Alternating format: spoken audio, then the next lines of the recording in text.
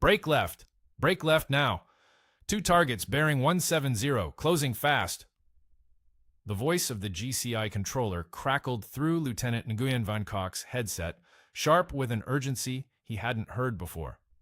It was March 1968 over Phuc Yen, and he was already pulling into a hard bank when the words registered. Two targets. Closing fast.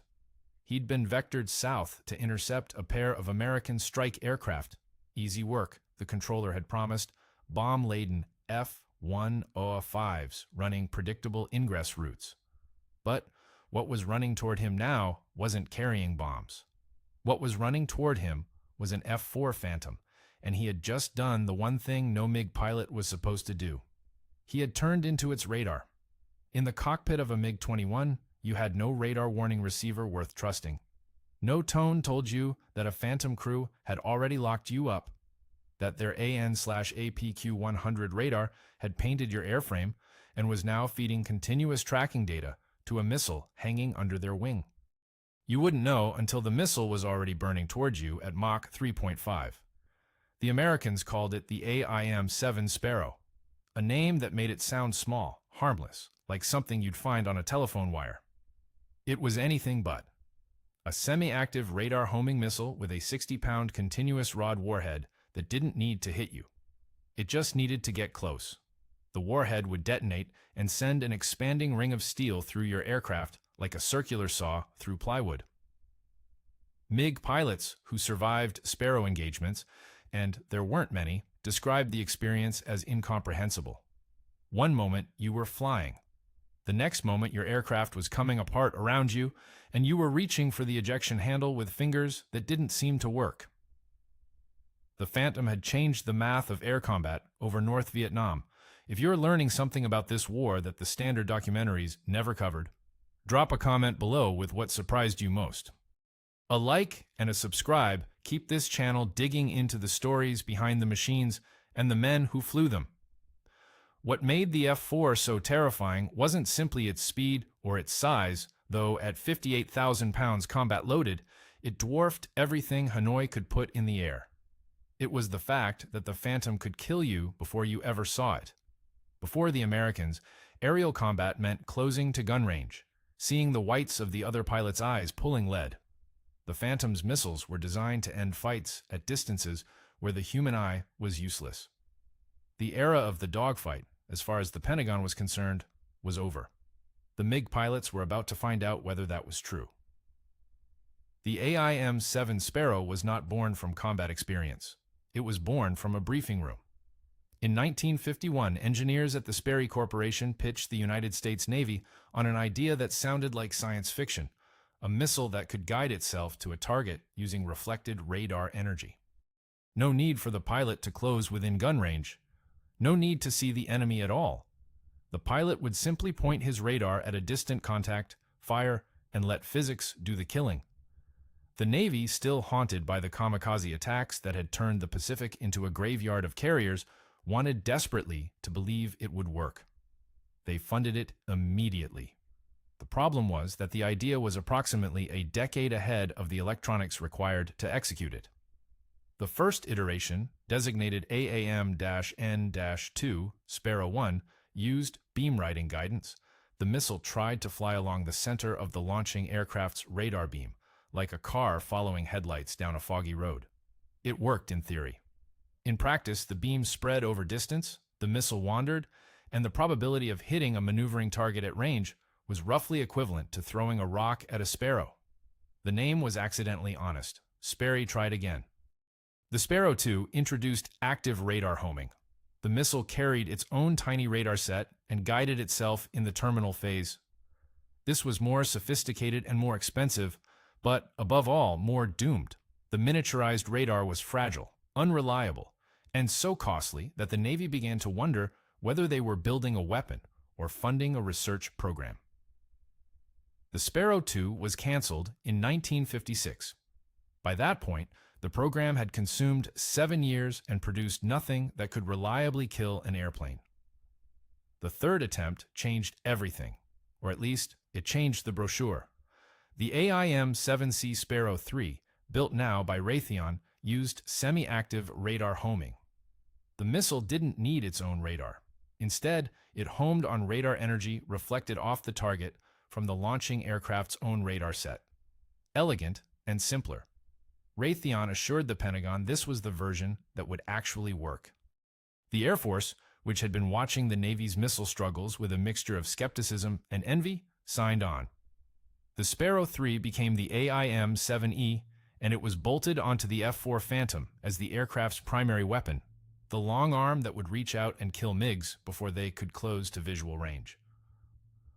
There was just one detail that the program managers, the contractors, and the generals preferred not to dwell on. The missile had a reliability problem that bordered on the catastrophic. The AIM-7's semi-active guidance required the launching aircraft to maintain radar lock on the target from the moment of firing until the moment of impact. In a test range over the California desert, with a cooperative drone flying straight and level against clear skies, this was difficult but achievable. Over North Vietnam, where the target was a MiG-21 pulling 7Gs through a cloud deck while surface-to-air missiles corkscrewed up from below, it was something closer to impossible. The Phantom crew had to keep their nose pointed at the target, meaning they had to fly toward the threat, holding steady, unable to maneuver defensively, for the entire flight time of the missile. 10 seconds, 15, sometimes 20. An eternity when someone was shooting back. And even when the crew did everything right, held the lock, maintained the geometry, fired within parameters, the missile itself often failed. Rocket motors that didn't ignite. Guidance fins that froze in the cold of altitude. Proximity fuses that detonated early or late or never. During Operation Rolling Thunder, from 1965 to 1968, American aircraft fired 589 AIM-7 Sparrows in combat. 56 found their targets. That was a kill probability of less than 10%. For a weapon that was supposed to make the gun obsolete, it was an extraordinary failure rate. Pilots who trusted the Sparrow died. Pilots who fired the Sparrow and then immediately began planning for a close-range fight survived. The missile worked just often enough to be dangerous, not to the enemy, but to the assumptions built around it. The Air Force had designed the F-4 Phantom without an internal gun. So certain were they that missiles had rendered close combat obsolete. The Navy had structured its fighter tactics around long-range intercepts that assumed first-shot kills. An entire doctrine of air warfare had been constructed on the promise of a weapon that failed 9 times out of 10. The MiG pilots didn't know any of this. What they knew was that sometimes the sky behind them would suddenly fill with white smoke, and a missile would come screaming in, and there was nothing, absolutely nothing, they could do about it. The radar operator at Phuc Yen Air Base pressed his headset tighter against his ear, as if pressure alone could make the signal make sense.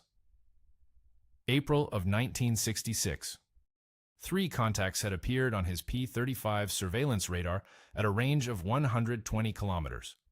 Too fast for F-105s, too high for A-4s. They were moving at better than Mach 1.4 and climbing through 35,000 feet. He keyed the microphone and passed the track to the GCI station at Bac Mai. Bac Mai's controller had a problem. His 2 alert MiG-21s sat on the tarmac with engines cold, and by the time they scrambled, climbed, and accelerated to intercept speed, the contacts would already be overhead. He ordered the scramble anyway. The pilots, one of them, a veteran of 4 prior intercepts against Thunder Chiefs, lit afterburners and pulled into a near vertical climb, trailing columns of dark exhaust that rose above the rice paddies like signal fires. They never got close. At a range of roughly 40 kilometers, the lead MiG-21's SPO-2 Serena warning receiver, a crude device that could detect radar emissions but couldn't tell you much about them, began emitting a steady tone. Someone out there had a powerful radar, and it had found them. The tone meant the radar beam had swept across their aircraft. What it didn't tell them, couldn't tell them, was whether a missile had already left the rail. The word sirena comes from the Russian for siren, the mythological kind. Creatures whose song lured sailors to their deaths. Soviet engineers, apparently, had a dark sense of humor about their own equipment. the SPO-2 could detect radar in the I-band and J-band frequencies. It could not determine range to the emitter. It could not distinguish a search radar painting everything in the sky from a fire control radar locked specifically onto your airframe. The difference between those two things, for a MiG pilot over Hanoi, meant the difference between flying home and dying in the next 8 seconds. Both MiG pilots broke hard, diving back toward the deck. Standard procedure: get low, get fast, get back under the same umbrella where the ground controllers could vector you for a slashing rear quarter attack. They landed without firing a shot. The debrief that evening at Noi Bai lasted 3 hours. Sources conflict on who attended, but the tactical conclusion filtered down to every pilot in the 921st Fighter Regiment within days. Do not fly toward a phantom. Do not hold heading when the sirena sounds. Assume every emission means a missile in flight. This changed the rhythm of the air war in ways the Americans didn't fully appreciate for months. MiG pilots began refusing intercepts when GCI controllers reported phantom-type contacts. Sortie rates against strike packages with F-4 escorts dropped measurably through the summer. The Sparrow killed fewer MiGs than its reputation did. North Vietnamese pilots described the feeling in terms that translated roughly to fighting blind against someone who can see in the dark. You couldn't see what was tracking you, couldn't outrun the weapon it carried, couldn't know whether it had already fired, and that fact, more than any kill tally, changed how an entire air force flew. The smell hit you first. Burnt cordite and ozone, sharp enough to taste, filling the cockpit the instant the Sparrow left the rail. A bright orange flash under the wing, then a trail of white smoke accelerating away faster than the eye could track. Then nothing. The smoke trail would wobble, curve gently earthward, and disappear into the green canopy below, like it had never existed. July of 1966. Route Pac 6, the killing ground around Hanoi where the air defenses were thickest and the MiGs most aggressive. An F-4 crew from the 481st Tactical Fighter Squadron fired 2 AIM-7Es at a MiG-21 in a descending left turn at a range of 4 nautical miles. Both missiles guided initially, then lost lock and corkscrewed into the jungle. The Backseaters post-mission report, declassified in 2003, uses a phrase that says everything about the Sparrow's reputation among the men who depended on it. Weapon performed as expected. He meant it failed. Look at the numbers from that summer. Across June, July, and August of 1966, Air Force Phantom crews launched 23 Sparrows in combat over Route Pac 6. 2 guided to intercept. 2. The remaining 21 suffered some combination of motor failure, guidance malfunction, or fuse defect. One missile's rocket motor ignited but produced asymmetric thrust. It departed the rail and immediately turned 90 degrees, passing close enough to the launching aircraft's canopy that the pilot filed a near-miss report against his own weapon. The maintenance crews at Ubon and Udorn knew the missiles arrived from the States in wooden crates that had been sitting on Pacific docks in tropical heat. The solid-state electronics inside slowly cooking. Humidity corroded contacts, vibration from carrier decks, and rough taxi on pierced steel planking jarred components loose before the missiles ever flew. Raytheon's quality control assumed climate-controlled storage that didn't exist west of California, but here is the asymmetry that kept the Sparrow terrifying despite its failures. Every MiG pilot who saw a Sparrow miss lived to report the miss. Every MiG pilot who caught a Sparrow that worked did not. The surviving pilots carried their terror back to Noi Bai and Kep and Gia Lam, convinced the Americans possessed an almost supernatural weapon. The dead pilots, the ones who could have told them the truth, that 9 shots out of 10 were duds, stayed silent in the wreckage scattered across Thanh Hoa province. Colonel Dao Ngoc Ngu drew a line on the plotting board with a grease pencil, a curved arc sweeping 40 kilometers west of Hanoi, and told his controllers that no MiG would cross it without his personal authorization. This was November of 1966, and the line represented something unprecedented in the history of the Vietnam People's Air Force. A boundary drawn not by geography or politics, but by fear of a single weapon system. Ngu commanded the GCI Center at Bac Mai, the nerve center through which nearly every MiG sortie in the Hanoi Defense Zone was routed. His controllers sat in a bunker beneath 3 meters of reinforced concrete, hunched over Soviet-built radar consoles that painted the sky in pale green arcs. The consoles tracked every American strike package that entered Route Pack 6. The composition was always the same: thuds in front carrying bombs, phantoms above and behind carrying Sparrows.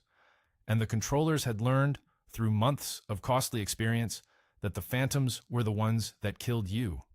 The system Nguyen built was elegant in its conservatism. His controllers would track an inbound strike package from the moment it crossed the border, plotting course, speed, and altitude. They would identify the phantom escorts by their radar emissions. The APQ-100's distinctive pulse repetition frequency was well cataloged by Soviet technical advisors, and compute an intercept geometry that kept the MiGs behind or perpendicular to the F-4s at all times, never head-on, never from within the Sparrow's forward firing arc.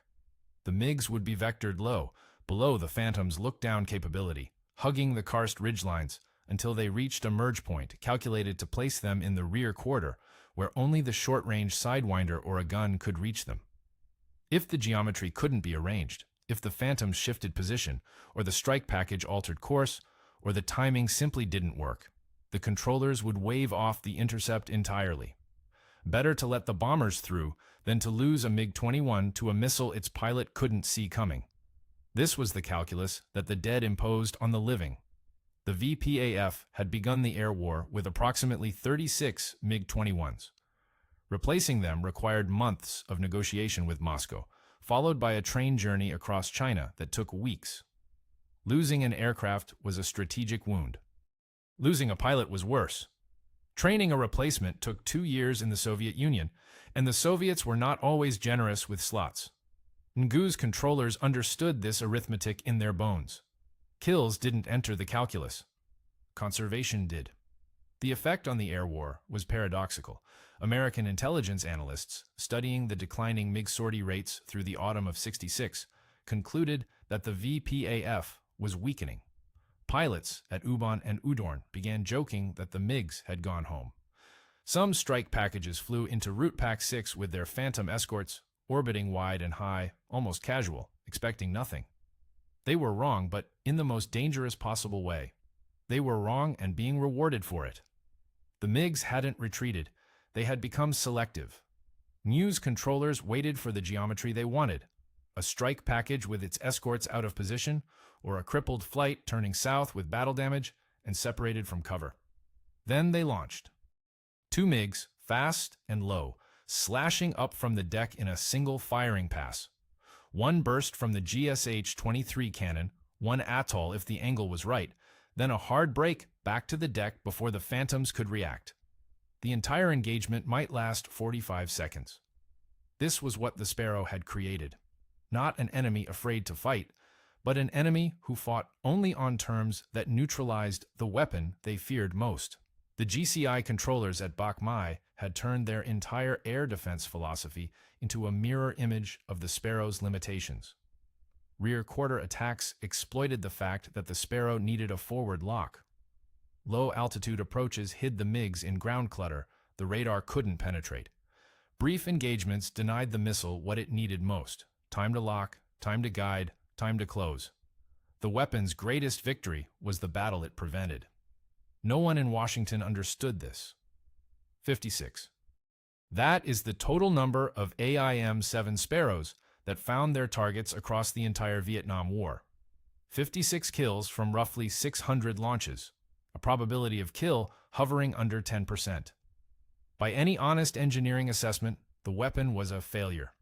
Raytheon's own internal review, conducted in 1968 and buried so deep it didn't surface until a FOIA request pried it loose in 1991, used the word unacceptable 11 times in 14 pages.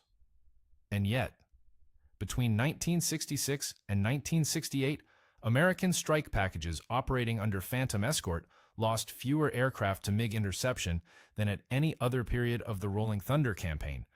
Not because Sparrows were killing MiGs, because MiGs were refusing to engage. The 921st Fighter Regiment's own after-action summaries Captured documents translated at MACV and now held at the National Archives show sortie rates against escorted packages dropping by more than half between April and October of '66. The MiGs flew. They just wouldn't fly toward the Phantoms. Think about what that means in practical terms. A strike package of 16 Thunderchiefs carrying bombs into Route Pack 6 needed roughly 40 minutes of exposure over hostile territory. Ingress, target acquisition, bomb run, egress. Every minute without a MiG slashing through the formation was a minute the bomb droppers could focus on their actual mission instead of jinking to avoid cannon fire. The Sparrow bought those minutes not by killing, but by deterring. And deterrence, unlike a proximity fuse, never malfunctions in high humidity. The men who benefited most from this understood at least. Thud drivers, the Republic F-105 pilots who carried the war's heaviest burden in bombs and casualties, complained bitterly about their Phantom escorts. The Phantoms flew too high, too fast, too far from the strike formation to be useful. What the Thud pilots couldn't see, because no one on the American side was measuring it, was the absence. The MiG that didn't scramble. The intercept that got waved off at Bac Mai because the geometry put the attacking pair inside the Sparrow's envelope. The engagement that existed only as a grease pencil arc on a plotting board in a bunker, erased before it ever became a contrail in the sky. You cannot debrief an absence. You cannot paint it on the side of your aircraft or pin it to your chest at a ceremony.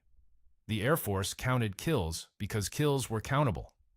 Nobody counted the thud that made it home because a GCI controller looked at the radar picture and said, "No, not today. The Phantoms are too close."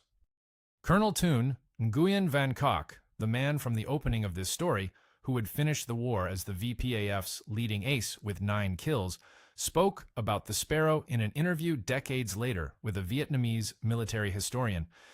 The translation is imperfect, but the meaning is not. He said the missile lived in his mind before every sortie, not as a specific weapon with specific parameters, but as a presence, something enormous and invisible sitting in the airspace ahead of him, waiting. He compared it to swimming in a river where someone has told you there are crocodiles. You never see one. You change how you swim anyway. You change where you swim. Eventually, you stop swimming in that part of the river entirely, and the crocodiles, if they were ever real, have won without moving. That is what the Sparrow did to the air war over North Vietnam. Its kill rate was abysmal. Its motor was unreliable. Its guidance electronics dissolved in tropical moisture like sugar in rain. But it occupied mental territory that no amount of Soviet technical briefings could reclaim. The advisors from Moscow told the MiG pilots the numbers, showed them the probability of kill, explained the guidance limitations, drew diagrams of the blind spots behind and below the Phantom where the radar couldn't reach. The pilots nodded. They studied the diagrams. And then they flew their missions exactly as the GCI controllers told them to, low, fast, from behind, never lingering, never head-on, because knowing a crocodile is probably not there is a different thing entirely from being willing to bet your life on it. The Sparrow's greatest kills never appeared in any ledger. They were the sorties that never launched, the intercepts that never happened, the MiGs that turned for home with full weapons and empty gun cameras. Fear has no fuse. It never fails to detonate. The black box bolted into the rear cockpit of the F-4D weighed 31 pounds and carried a classification so high that maintenance crews at Udorn were forbidden from knowing what it did. They called it the funny box. Its official designation was combat tree, and in the spring of 1972 it did something no weapon system had managed in 6 years of air war. It made the Sparrow lethal. The system was simple enough to explain on a bar napkin. Soviet-built IFF transponders aboard every MiG broadcast a coded signal identifying the aircraft as friendly to North Vietnamese radar operators. Combat Tree intercepted that signal, decoded it, and displayed the result on the backseater's scope.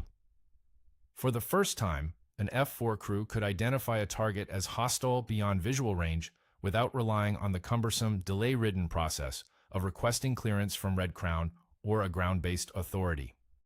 The crew could see a radar return, confirm it was a MiG by its own transponder, and fire, all before the MiG pilot knew he was being tracked.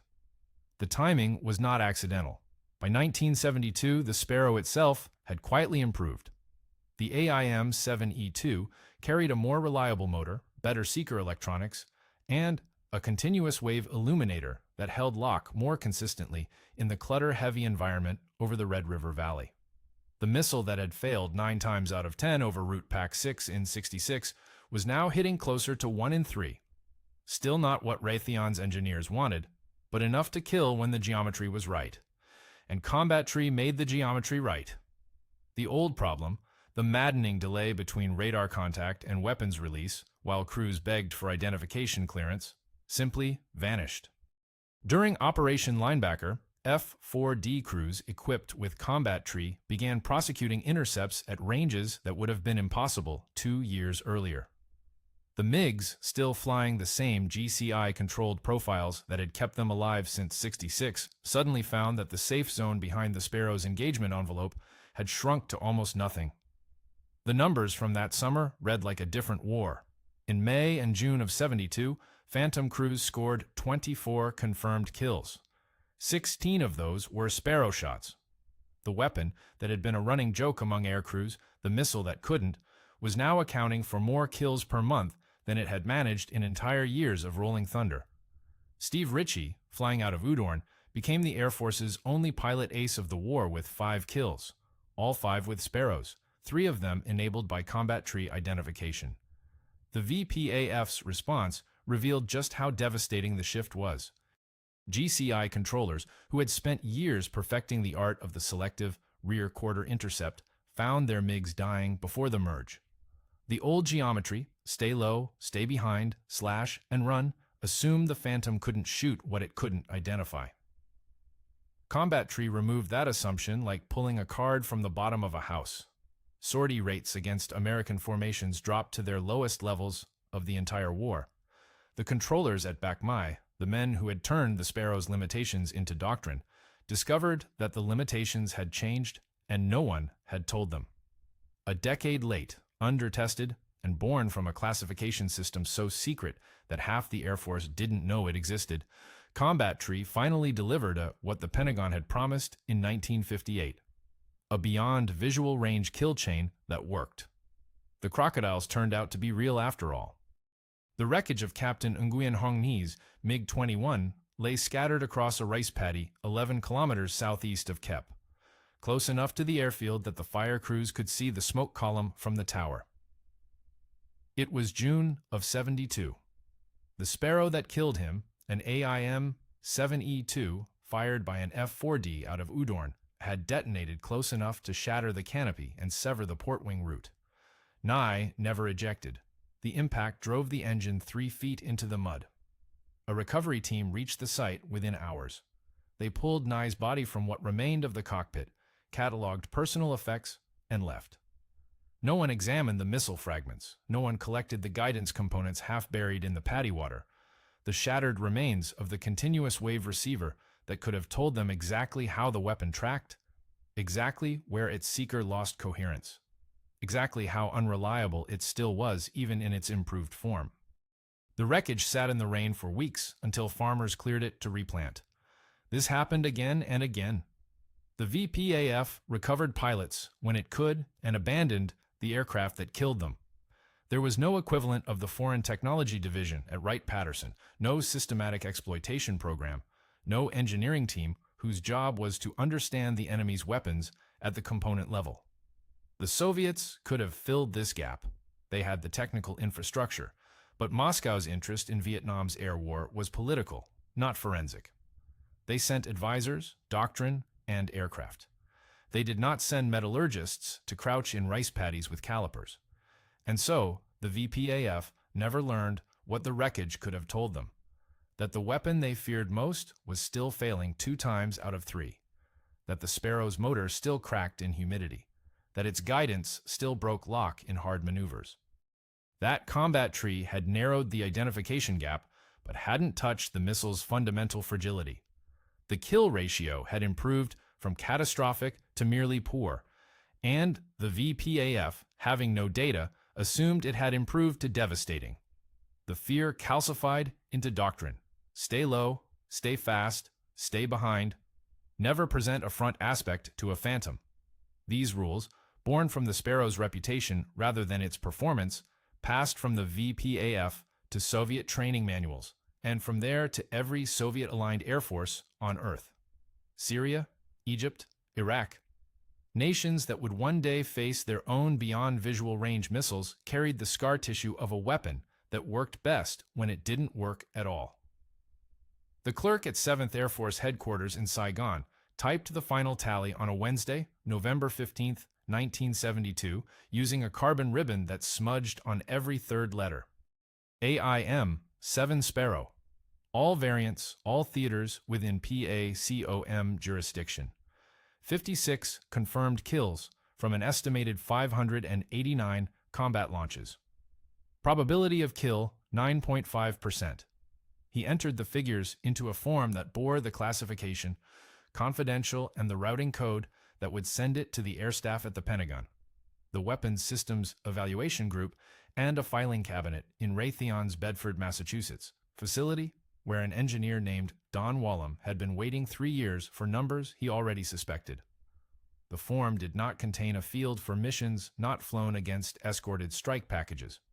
It did not contain a field for intercepts waved off by GCI controllers who saw Phantom radar coverage and chose to keep their MiGs on the ground. It did not contain a field for the Thud pilots who came home with their aircraft intact because a MiG-21 turned south 10 minutes before the merge. Its pilot unwilling to press into an envelope he had been told contained something that might kill him. The form measured what the Sparrow did. No one had designed a form to measure what the Sparrow prevented. Wallum received his copy in January of '73, the same week the Paris Peace Accords were signed. He read the numbers, wrote a 3-page memorandum recommending 17 modifications to the AIM-7F, and forwarded it to the program office.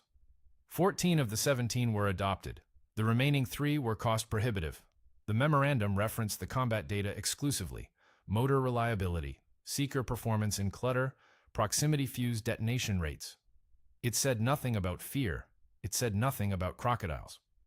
At Kep Airfield, the VPAF was already retiring its surviving MiG-21s to reserve status, replacing them with the MiG-23 that Moscow had finally agreed to provide. The new aircraft carried a Soviet-built beyond visual range missile of its own, the R-23, whose guidance system borrowed concepts the Soviets had developed in parallel with Raytheon, solving many of the same problems with many of the same compromises. The VPAF's tactical doctrine for the new aircraft, drafted by Colonel Nguyen Van Coc in the spring of '73, contained a section titled Engagement Principles Against Radar-Guided Threats. Its first rule: never present a front aspect to an enemy fighter carrying semi-active missiles. The rule's origin was not cited. At Udorn, the maintenance crews had already pulled the last combat tree boxes from the departing F-4Ds, packed them in foam-lined transit cases stamped with serial numbers and classification markings, and loaded them onto a C-141 bound for Kelly Air Force Base in Texas. The loadmaster signed the manifest, handed the pink copy to the crew chief, and walked back across the flight line to begin stripping the next jet.